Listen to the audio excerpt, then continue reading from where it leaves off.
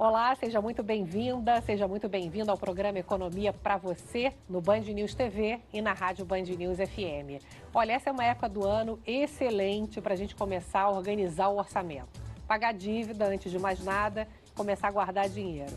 Meu convidado é o Thiago Godoy, especialista em educação financeira, coordenador nessa área da Rico, do Grupo XP e autor do livro Emoções Financeiras. Vamos ao nosso top 3 de hoje. Top 1, se livrando das dívidas. Top 2, formando a sua reserva de emergência. Top 3, escolhendo os investimentos. Thiago Godoy já aqui ao meu lado. Thiago, obrigada por ter vindo, mais conhecido como Papai Financeiro, não é isso? Sim, eu que agradeço o convite. Papai Financeiro é um projeto que eu tenho há 2 anos, é uma página na internet, né, no Instagram principalmente, que eu criei quando eu virei pai. Basicamente isso, eu já trabalho com educação financeira há 10 anos e decidi que seria a hora de compartilhar o que eu aprendi esses anos todos para os papais e mamães aí que estão levando educação financeira para os filhos, para as famílias, no dia a dia. Então, é minha missão aí mais recente e que tem me dado muito prazer em fazer. Queria começar falando um pouco sobre essa questão de começar a organização. E agora a gente está falando em final de ano, 13º, temos aí ainda o Desenrola, que é uma oportunidade importante para as pessoas pagarem dívidas. Então, passo número 1 é, se a pessoa tem dívida, primeiro resolver essa questão. Às vezes está tão enrolado que você fala assim, é melhor nem mexer nisso, porque Já desiste, né? não é uma bola de neve tão grande que eu não vou conseguir pagar nunca mais. Então vamos começar pelo passo Sim, 001, vamos começar. né? Menos um, né? Como é que organiza assim, aquelas dívidas? Às vezes tem um Sim. monte de lugar, cartão de crédito, 500 dívidas de vários lugares. Como é que começa? Sim. Eu tive a oportunidade de fazer uma pesquisa de mestrado com 400 pessoas endividadas, para entender por que uma família que tem uma renda igual à outra, uma consegue pagar seus compromissos e a outra fica endividada, né? Qual que é as questões que fazem a pessoa se endividar? Obviamente tem várias coisas, várias questões, várias variáveis aí dentro, né? Não é tão simples, mas uma coisa que chama muita atenção é o fato da família, da pessoa, normalizar a dívida, ou seja, achar normal e achar tranquilo viver endividado. Muitas vezes porque foi criada num contexto onde estar endividado era algo comum, era algo aceitável e a pessoa então acaba não vendo isso como um problema. E a dívida é um problema. Por quê? Porque quando você está pagando uma dívida, ou pior ainda, você não consegue nem pagar essa dívida, você está incorrendo em juros, você está pagando pelo aluguel de um dinheiro que não é seu. E aí você vai numa bola de neve, perdendo poder financeiro, perdendo ali o valor do seu dinheiro, porque você fica pagando ali recorrentemente juros. Então, dívida nunca é bom, gente. É sempre importante pensar em eliminar a dívida. Assim, a dívida é uma coisa que a gente tem que fugir dela e a gente tem que, quando necessário ou essencial, você adquire alguma dívida, buscar logo quitar essa dívida. Então, para começar, realmente é você tirar o lodo dos cantos, tirar a roupa bagunçada do armário, né? Encarar de frente, Encarar né? aquilo Porque às ali. vezes a gente nem sabe direito quanto tem, né? Porque você tem até medo, às vezes, de mexer, né? Não sabe, não, a maioria não sabe. É mais ou menos, né? É importante botar isso ali organizado, né, Thiago? Existe, assim, bastante ansiedade financeira. Foi uma outra pesquisa que eu tive a oportunidade de fazer, já dentro da XP, logo em 2020, no meio da pandemia, ali no início, na verdade, da pandemia, a gente fez uma pesquisa única no Brasil que mediu a ansiedade financeira do brasileiro. 77% das pessoas no Brasil têm ansiedade financeira. E o que é ansiedade financeira? É você ter ali, de fato, um sentimento que pode ser pode gerar insônia, pode gerar um desconforto, uma ansiedade mais leve, mas pode gerar coisas muito mais graves. Claro. E está justamente nessa incerteza. Incerteza sobre o futuro, incerteza sobre a capacidade de quitar os compromissos financeiros agora, não sabe se o filho vai continuar na escola, não sabe se vai conseguir pagar o aluguel. E é vergonha, às vezes, de compartilhar isso com a família, de falar isso para os filhos. Sim, é duro sim. isso, né? Muito, muito, muito duro. A vergonha é o principal sentimento que a pessoa endividada tem.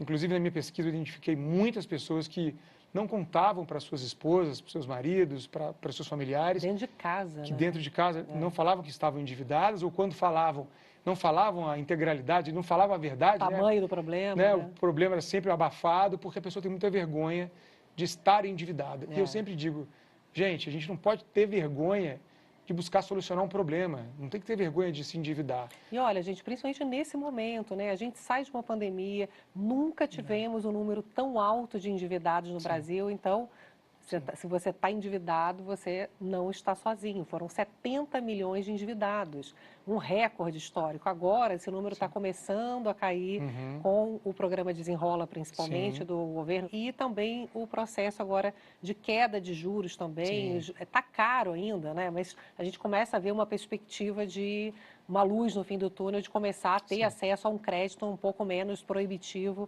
do que tivemos até então, né? Então, antes de mais nada, se sentir integrante de um contexto de dificuldade que é nacional, né? Você não está acontecendo só na sua casa, né? Isso é importante porque eu acho que ajuda também a...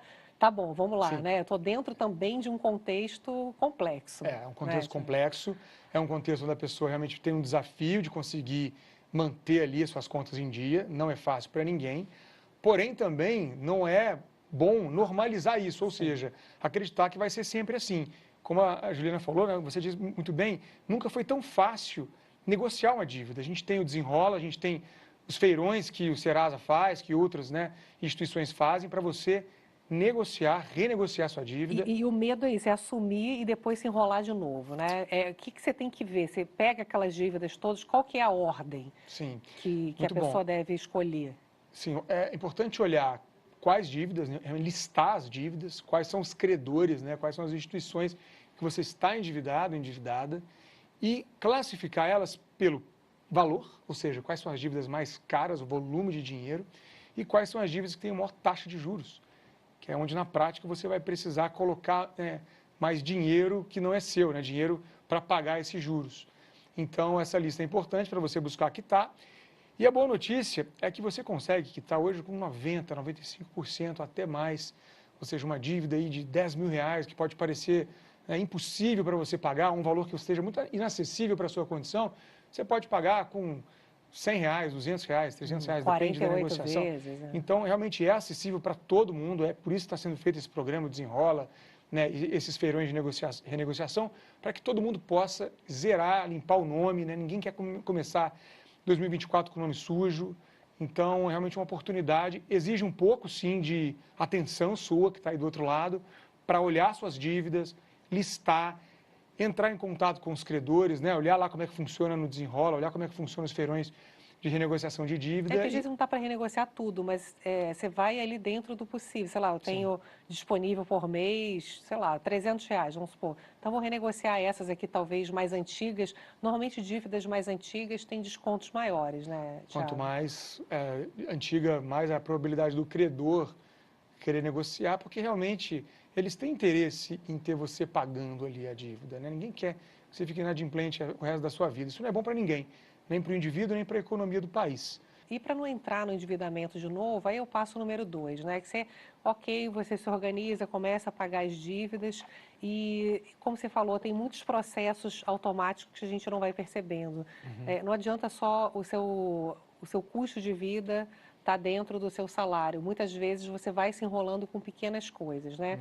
A melhor forma de não cair em pequenos deslizes ali, no final do mês, tomar aquele susto. Tem vários memes, quando você abre o cartão de crédito, a fatura você abre devagarinho, você fala, não é possível que eu gastei isso tudo, né? Qual é a melhor maneira, Thiago, que você acha de se organizar? Por exemplo, semanal, mensal, no cartão de crédito, assim, tem estratégias para não toda hora, né, ficar se enrolando ali novamente? Eu sempre digo que o ideal é a gente simplificar a vida financeira. Então, o que são coisas que contribuem para você se enrolar ou para você perder o controle? Você ter, por exemplo, vários cartões de crédito, você parcelar tudo em várias vezes, tudo que você compra você vai parcelando, parcelando, parcelando. Você tem várias contas em bancos diferentes também, instituições financeiras diferentes, aí você tem um pedacinho aqui, um pedacinho ali. Então, você começa a pulverizar a tua vida financeira, você não enxerga ela fica nebulosa, sabe? Fica como se fosse uma cortina de fumaça na tua frente. Quando você simplifica a tua vida financeira, tem um cartão de crédito só, você não precisa de mais do que isso, não parcele tudo, A cultura do parcelamento também é muito ruim e só funciona com quem é muito organizado. Se a pessoa tem um pouco de desorganização, sabendo disso, não se complique. Tente pagar à vista, mesmo que seja no cartão, não fique parcelando. Pague quando você tem o dinheiro. E aí realmente espere, poxa, eu preciso comprar uma outra geladeira, preciso comprar tal coisa, preciso viajar, quero viajar, né? Então, espere juntar o dinheiro para conseguir esse valor e tente pagar isso, mesmo que no cartão, numa prestação só, numa vez só. Eu falo que existe uma convenção nacional das parcelas que você faz. Elas só não te contam quando elas se encontram, sabe? Mas elas se encontram lá na frente, lá, e você não vai saber. Então, pode ser que um mês isso vá furar o orçamento, que é o que mais acontece, e aí você, infelizmente, pode cair em pegar um empréstimo para pagar essa fatura, ou parcelar a fatura, o que vai te gerar um juros absurdo, né? Muita gente, infelizmente, faz isso, paga o mínimo e fica parcelando o restante. Isso come todo o seu dinheiro. Os juros são muito abusivos, aí são realmente fortes.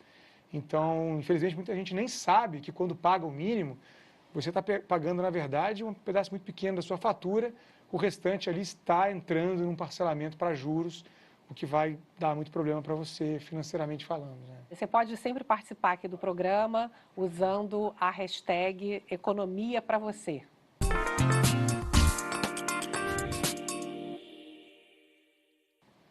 E olha, Thiago, eu sempre abro espaço para pergunta. Hoje vou abrir para várias perguntas, porque a gente tem recebido bastante perguntas sobre investimento. Que bom ter você, porque a gente tem um momento seu bolso para orientação financeira e normalmente o tempo é menor, a gente tem um programa inteiro sobre isso, é bom demais, né?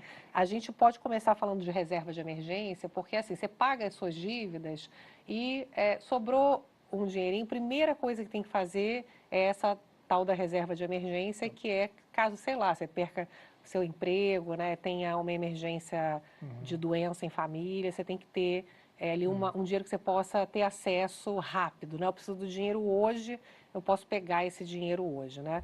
A Patrícia Rosa, minha xará, ela pergunta, não consigo apostar em aplicações de risco, tenho medo de perder o pouco que eu tenho. As pessoas querem ter acesso ao dinheiro, saber que se precisar, pode pegar hoje o dinheiro. Isso aí vale para essa tal da reserva de emergência, não é isso? Como é que se começa a montar essa reserva? O primeiro passo, e esse realmente é um passo inegociável, precisa ser feito, é construir a reserva de emergência ou a reserva da paz, que eu falo, ou colchão de segurança. Eu gosto da expressão reserva da paz, porque todas as pessoas que eu vejo construindo, né, que eu oriento, a gente faz, né, eu faço curso, faço mentoria, faço workshops, a gente vai acompanhando muitas pessoas durante o tempo aí, até pela internet mesmo, e as pessoas vão construindo a sua reserva. E a principal emoção que a pessoa tem é tranquilidade, um pouco de paz, porque ela sabe que se aparecer algum imprevisto, eles vão aparecer, né? A gente sabe que eles vão aparecer, a gente tem um dinheiro ali que a gente pode cobrir essa emergência, a gente pode cobrir esse imprevisto, sem precisar pedir um empréstimo ou se desfazer de um bem, muitas vezes, que você demorou tanto para conquistar, né? Então, ou até situações muito piores. Então, a reserva é o primeiro passo. E aí, ela falou sobre investimento de risco. O investimento de risco, ele só funciona para uma pessoa que já fez a reserva de emergência, né?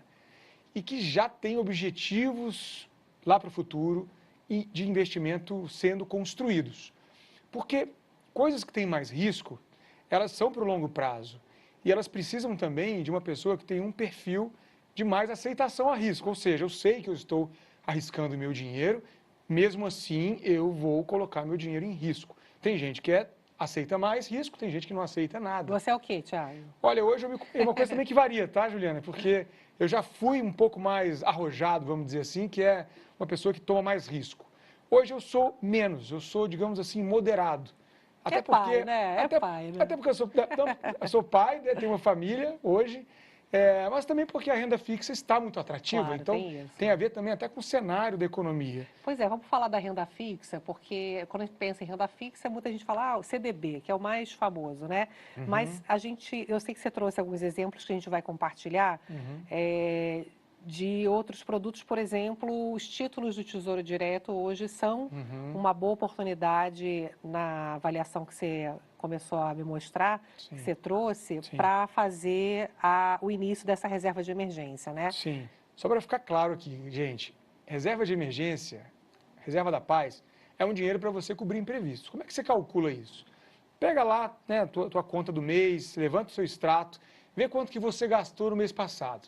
Se você puder, faça 2, 3, 4, 5, 6 meses para trás e veja uma média de quanto que você gasta com seus custos fixos, né, que são a manutenção da sua casa, ali o aluguel, o financiamento que você paga, condomínio se tiver, água, luz, internet, escola, transporte, essas coisas que você sabe que são necessárias, né?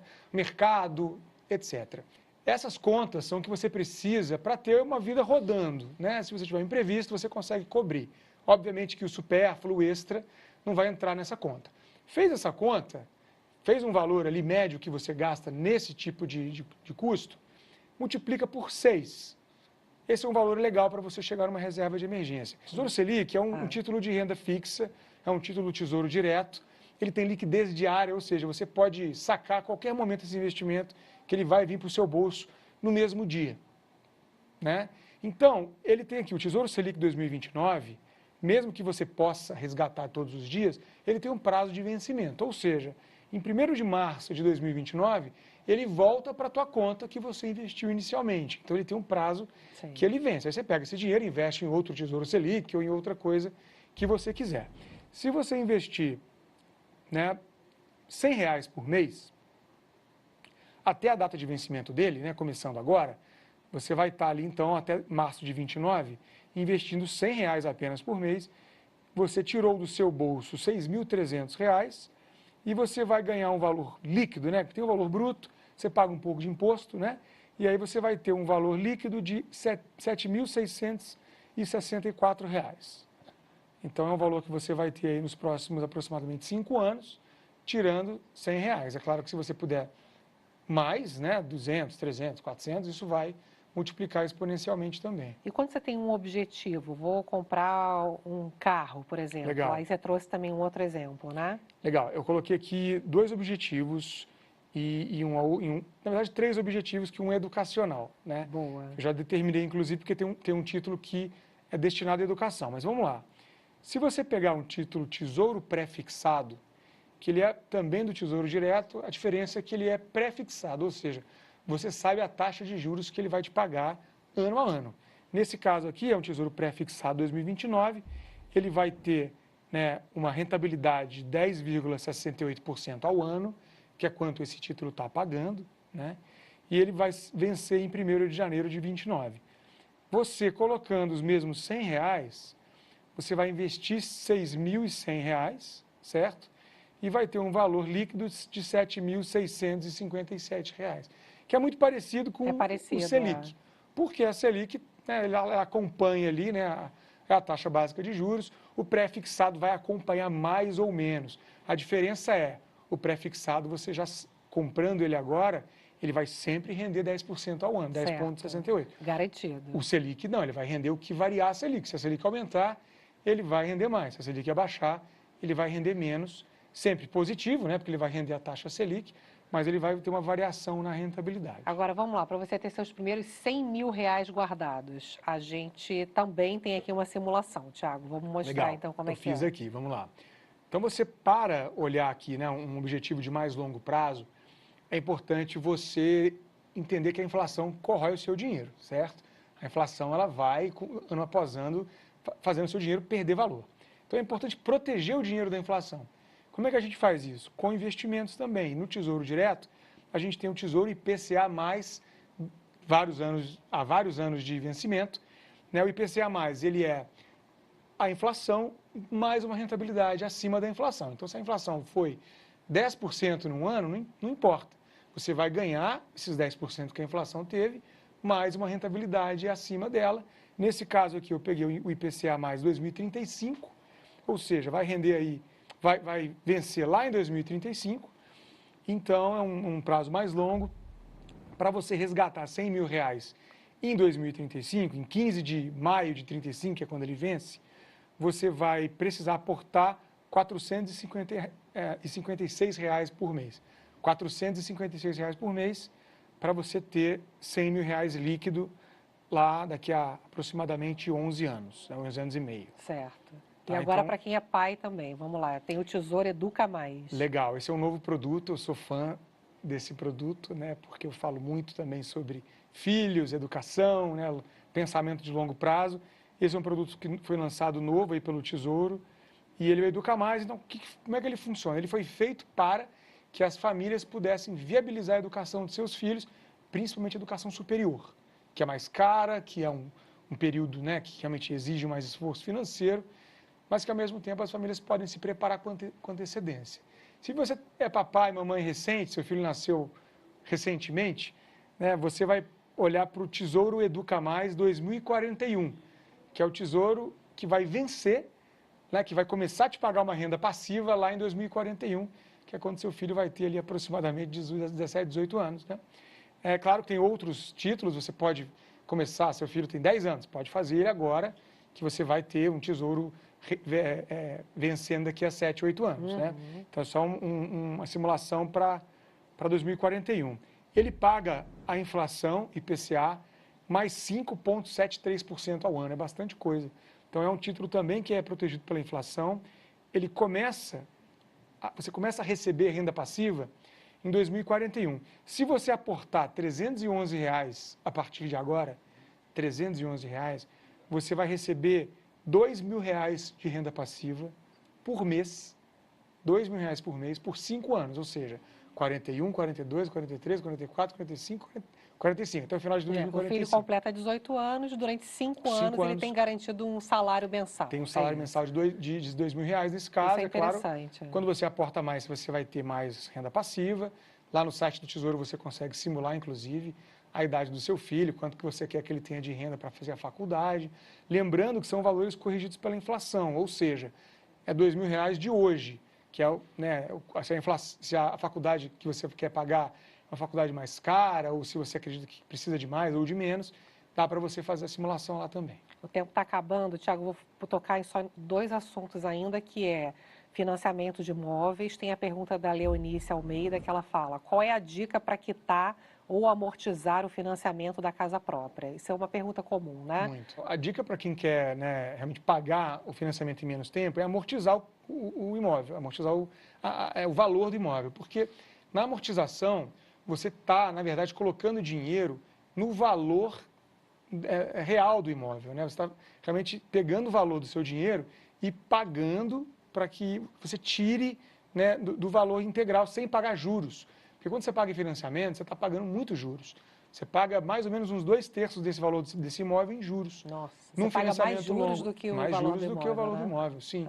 Porque você paga um financiamento hoje no Brasil em 360 meses. São 30 anos. Então, isso é muito juros que você acaba pagando. A ideia é que você tente ir diminuindo esse prazo, é isso? Para ir diminuindo o peso dos juros no valor final, né? Sim, o peso dos juros, principalmente, e também o prazo muito longo de financiamento é muito ruim, você fica ali sempre com aquilo, né? Aquela tensão, né? Que você não pode não conseguir pagar. Então, sempre recomendo que você se esforce nesse início de financiamento, ou se você está na metade também, não importa, dá para você amortizar desde em qualquer tipo de prazo que você esteja incorrendo aí.